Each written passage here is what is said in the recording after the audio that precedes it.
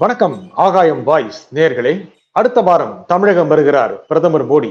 இதில் என்ன முக்கியத்துவம்? அரசியல் இருக்கிறதா? திமுகவுக்கு சாதகமா பாதகமா? இதை பற்றி பேசுவதற்காக மூத்த பத்திரிகையாளர் திரு டெல்லி ராஜகோபாலன் நம்முடன் இணைகிறார். வணக்கம் திரு டெல்லி ராஜகோபாலன். நமஸ்காரம். நமஸ்காரம் நிஜந்தன். நமஸ்காரம். அடுத்த வாரம் பிரதமர் மோடி தமிழகம் வருகிறார். என்ன அரசியல் முக்கியத்துவம்? திமுகவிற்கு ஒரு எச்சரிக்கையாகத்தான் இருக்கும் அது. பிரதமர் நரேந்திர மோடி சென்னை வருகை, பிரதமர் நரேந்திர மோடி தமிழகத்தில் இருக்கக்கூடிய 2 முக்கிய நிகழ்வுகளில் அவர் பங்கெடுக்கும் பொழுது, ஒரு நிகழ்வில் பிரதமர் முதலமைச்சர் இருப்பார்கள் தூத்துக்குடி, அடுத்தது பல்லடம். அங்கு அரசியல் பேசுவார் நரேந்திர மோடி. எதிர்காலத்திற்கு 2026 2031க்கான ஒரு தமிழ்நாடு அசெம்பிளி தேர்தலுக்கான விதை நாட்டுவார். 2031 பழமாக அது காய்க்கும், பழமாக பழுக்கும். 2031 தான் பாஜகவிற்கு இலக்கு. 2026 ஒரு உலுக்குவோம் என்று நினைப்பார்கள். அதற்கான ஆயத்தங்களை நரேந்திர மோடி குடும்ப அரசியலை பற்றி பேசுவார். திராவிட முன்னேற்ற கழகத்தை ஒரு கசக்கி விடுவார் என்று தான் நான் நினைக்கிறேன். அதற்கான ஆயத்தங்கள் நிஜந்தன்.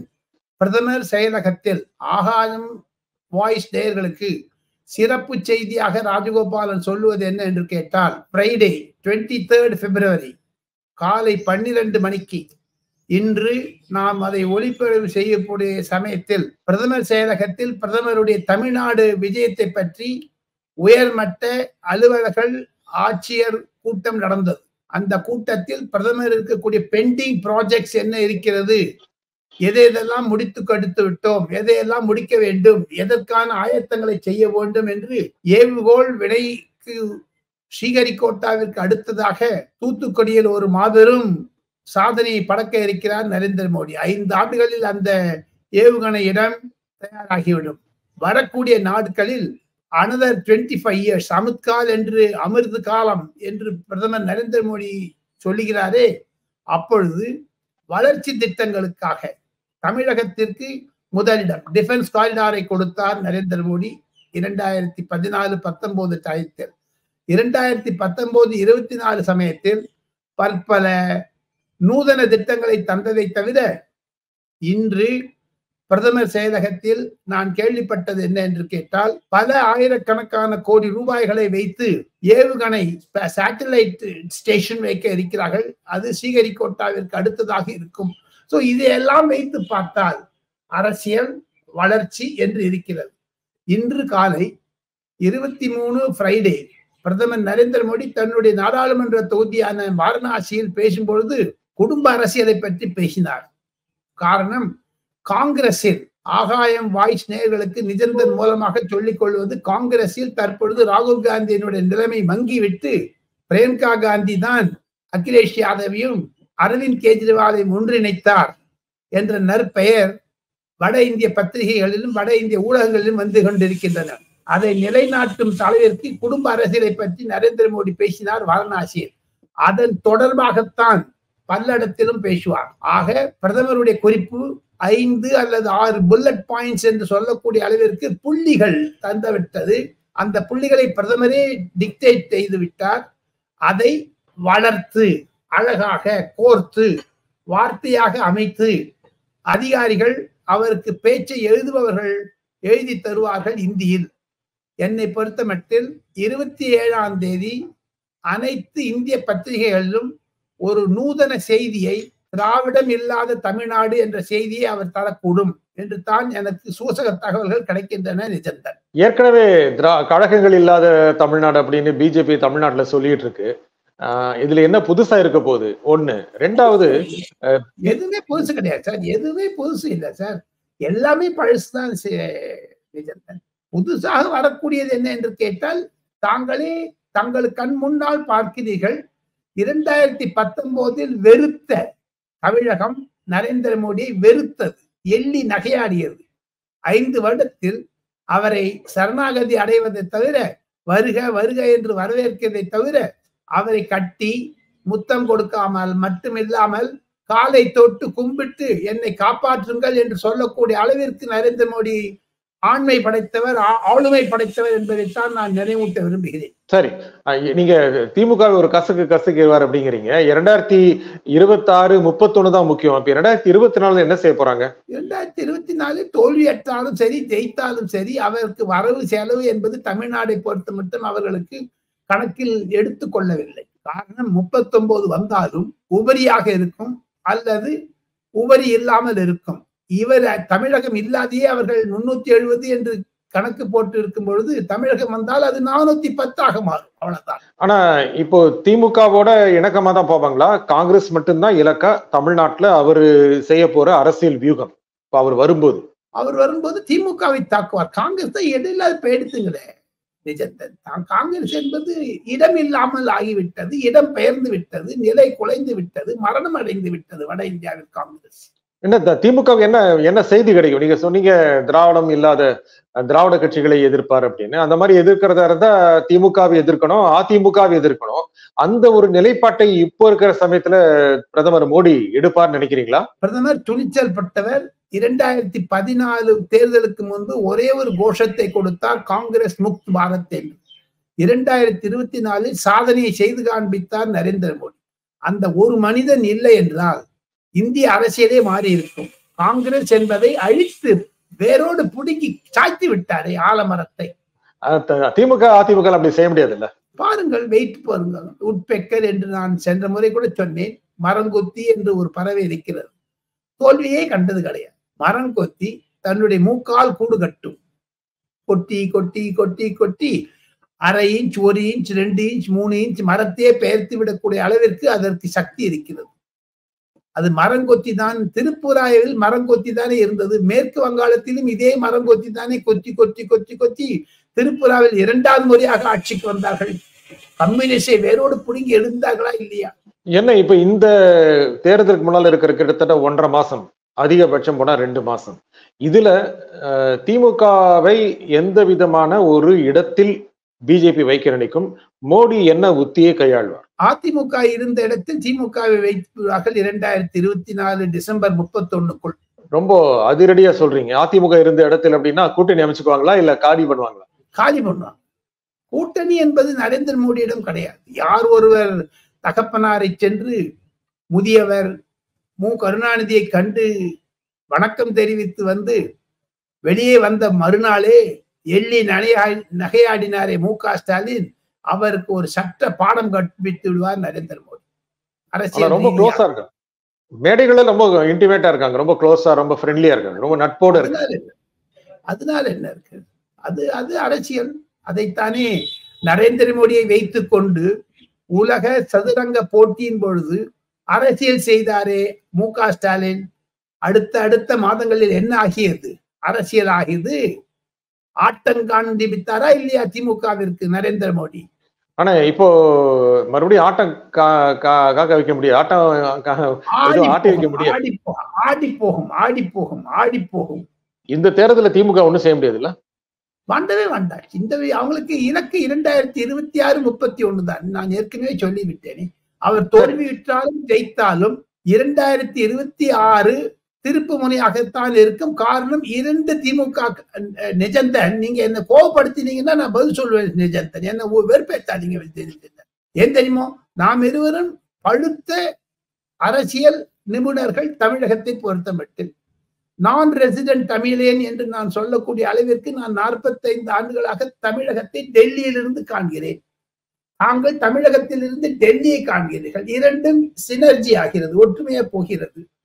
நாம் இருவரும் ஏற்கனவே பேசிவிட்டோம். அதை மீண்டும் நான் விளக்க ஆசைப்படுகிறேன். அரசியலை விட்டுவிட்டு நிஜந்தன், ஆகாயம் வாய்ஸ் நேயர்களுக்கு அரசியல் மூலமாக வாக்கு வங்கி அரசியலை பற்றி நாம் பேசினால் தங்களுக்கு புரிதல் வரும் என்று நான் நினைக்கிறேன்.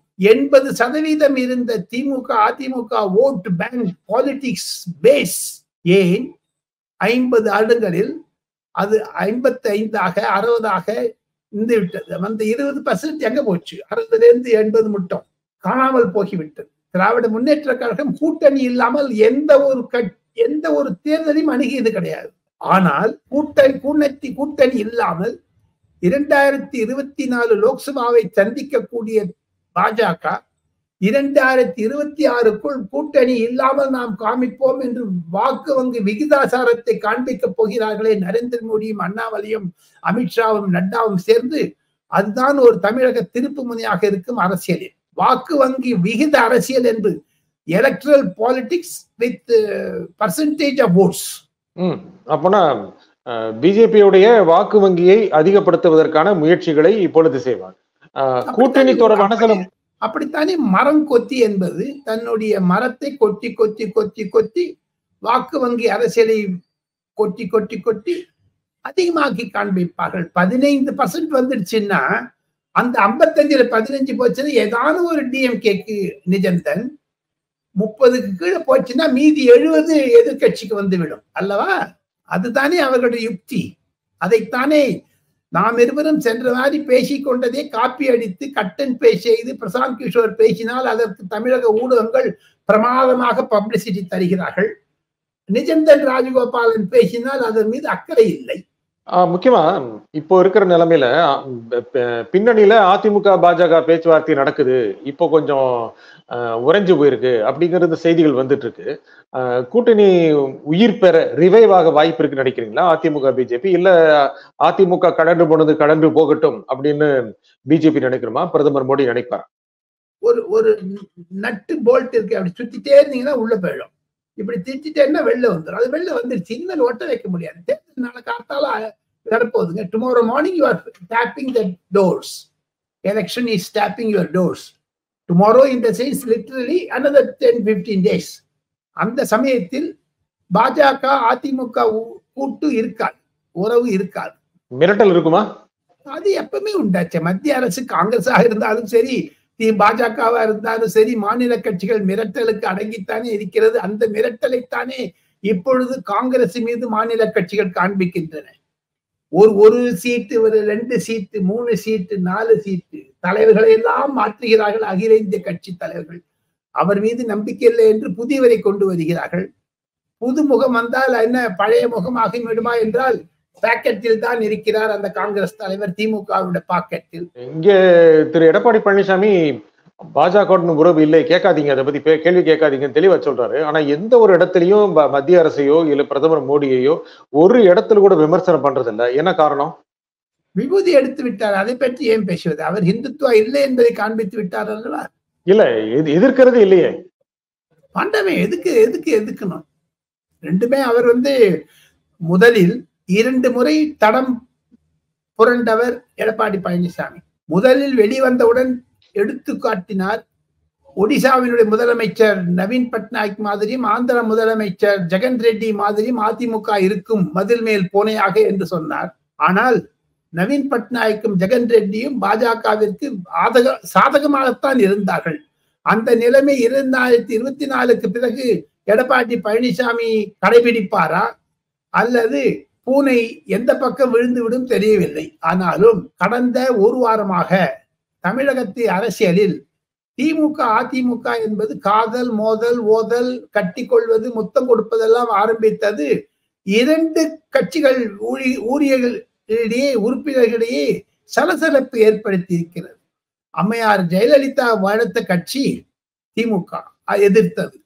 ஆனால் எடப்பாடி பழனிசாமியும் கருணாநிதி அவர்களை கலைஞர் என்று முதலில் அதிமுக பேசினார் என்றால் அது எடப்பாடி பழனிசாமி தான். கலைஞர் என்று எந்த அதிமுக காரணம் பேசியது கிடையாது இதுவரை. ஓபிஎஸ் பேசியிருக்கிறாரு. ஓபிஎஸ் பேசினார், எங்க இருக்காரு இப்போ? இபிஎஸ் பேசுறாரு, எங்க இருக்கு போறாரு இப்போ? எங்க அதிமுகவுடைய vote base anti DMK sir.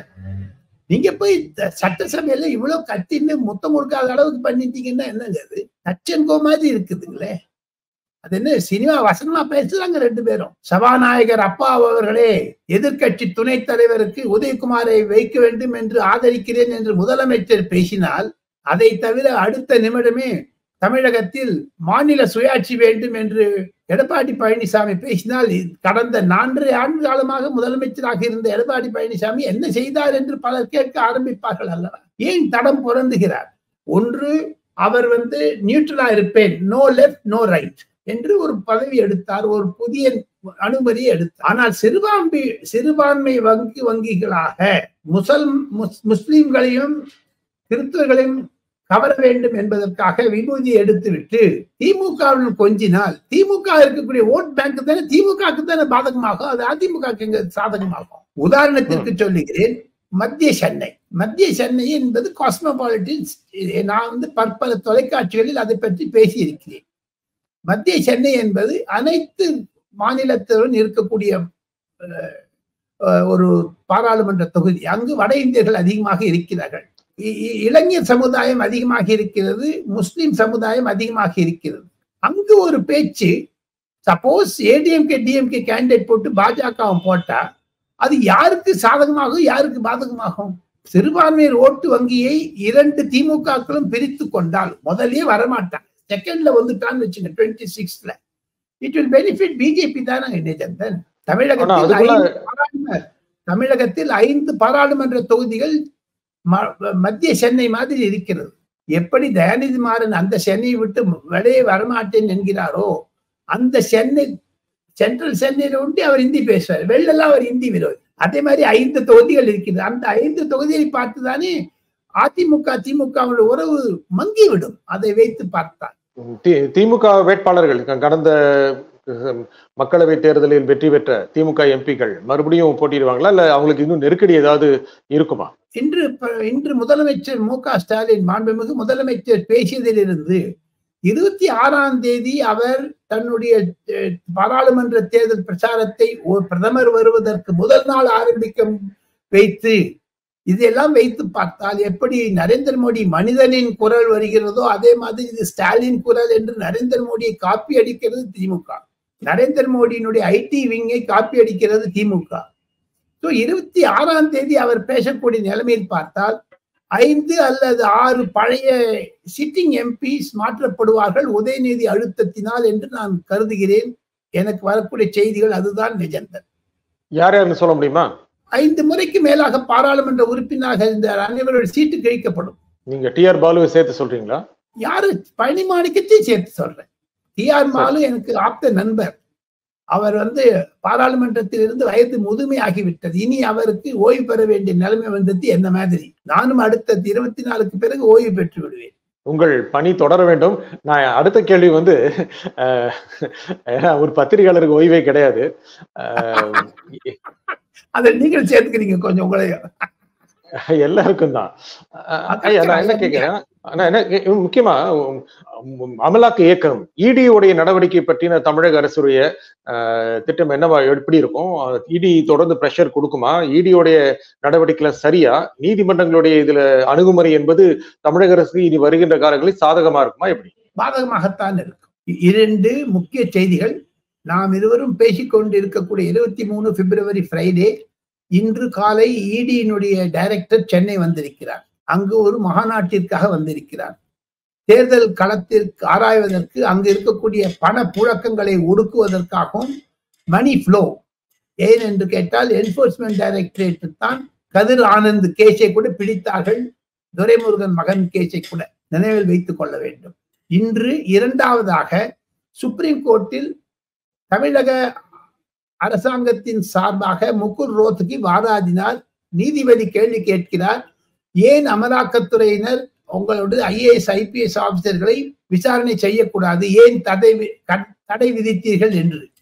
அந்த விவாதம் இன்று நாளை மறுநாள் 3 நாட்கள் இருக்கும். அதிலிருந்து பார்த்தால் சுப்ரீம் கோர்ட்டினுடைய நீதிபதி எப்படி தங்களுடைய நீதியை தருவார்கள் என்று வெயிட் அண்ட் வாட்ச் என்ற புரோகிராமில் பார்த்தால் 2வது முறையாக தமிழகத்தில் தேர்தல் அறிவித்தவுடன் என்போர்ஸ்மெண்ட் டைரக்டரேட்டினுடைய பாதகம், அதாவது அழுத்தம் இருக்காது. ஏன் என்று கேட்டால் மாடல் கோட் ஆஃப் கான்டக்ட் வந்துவிடும். இன்னும் 10 நாட்கள் தான். இந்த 10 நாட்களில் என்போர்ஸ்மெண்ட் டைரக்டரேட் துரைமுருகன் பக்கம் போவார்களா என்னை கேட்டால் இல்லை. காரணம், திமுக சரணடைந்து விட்டது. இந்த 10 நாட்களில் அது நரேந்திர மோடி மீது கூட நாம் கேள்வி கேட்க வேண்டும். காரணம் என்ன என்று கேட்டால், அவர் ஏதாவது ஒரு பரிந்துரை மூலமாக வந்தால் அதை ஏன் அவர் ஏற்றுக்கொள்கிறார்? துரைமுருகனுக்கு மீது இருந்த அழுத்தத்தை சூறாவளி சுற்றுக்காற்று தமிழகத்தில் புயல் அதை மாற்றிவிட்டது. காரணம் என்ன என்று கேட்டால் 15 நாட்கள் அந்த சூறாவளி சுற்றுக்காற்று புயல் காற்று தமிழகத்தை பாதித்து விட்டது, பொருளாதாரத்தை பாதித்து அல்லது அரசியலையும் பாதித்து விட்டது. ஒரு ரெய்டு என்றால் அது 2 மாதத்திற்கு முன்னதாகவே ஆரம்பித்து செய்வார்கள்.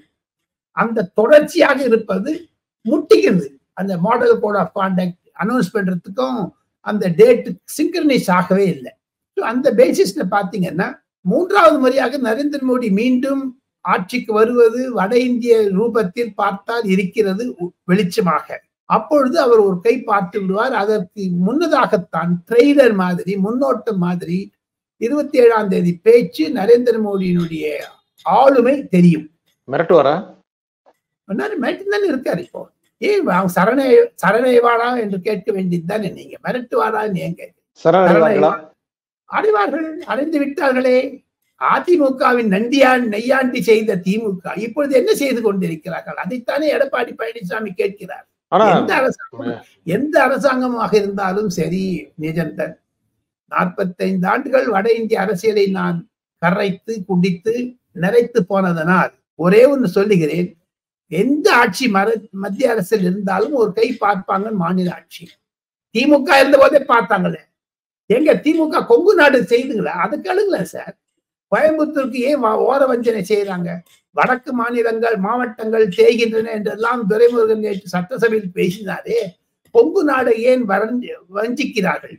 அங்கு போய் கமலஹாசனுக்கு கிடைக்கிறாங்களே. ஜெயிச்சிருவாரா? ஏன் ஜெயிக்கிறது கஷ்டங்கிறீங்களா? கடினம். அசம்பிளிலே ஜெயிக்க முடியலன்னா லோக்சபால எப்படி ஜெயிப்பாரு? ஆனா 6 தொகுதி இருக்கு. 6 சட்டப்பேரவை தொகுதி. இதுலயும் 10 நகராட்சி இருந்ததே அசம்பிளியிலும். பொதுமக்களிடையே இருப்பது வாக்கு வங்கி அரசியல். அதையும் தவிர டஃப்பாகத்தான் இருக்கு. எந்த எலெக்ஷனும் டஃப் தான் நிஜம்தான். என்னிடம் 2 ஆளுமை படைத்த மூத்த அரசியல்வாதிகள், ஒருவர் அம்மையார் ஜெயலலிதா தன்னுடைய 3வது முறையாக முதலமைச்சரான பிறகு ஐ won't consider the results much earlier அப்படின்னு என்கிட்ட ஒரு அடி அடிச்சாங்க. என்ன மாதிரி why do you say that கேட்டேன். அதுக்கு she told me till the last moment, till the election returning officer signs the declaration, I won't believe that I will win or you will get defeated அப்படின்னாங்க. அதே மாதிரி தான் பெரியவர் நரேந்திர மோடி கூட தேர்தல் முடிவு என்பது அதிகாரி மூலமாக அறிவிப்பதற்கு மட்டும் நான் எதையுமே நம்ப மாட்டேன் என்று சொன்னார். ஆக 2 பேர் சொன்ன கருத்தை ஆகாயம் வாய்ஸ் நேயர்களுக்கு நான் சுளையாக தருகிறேன். நன்றி. இந்த நிகழ்ச்சியில் கலந்து கொண்டு உங்கள் கருத்தில் குரிமைக்காக திரு டெல்லி ராஜகோபாலன் மிக்க நன்றி. நன்றி. மீண்டும் ஒரு நிகழ்ச்சியில் சந்திப்போம். நன்றி, வணக்கம்.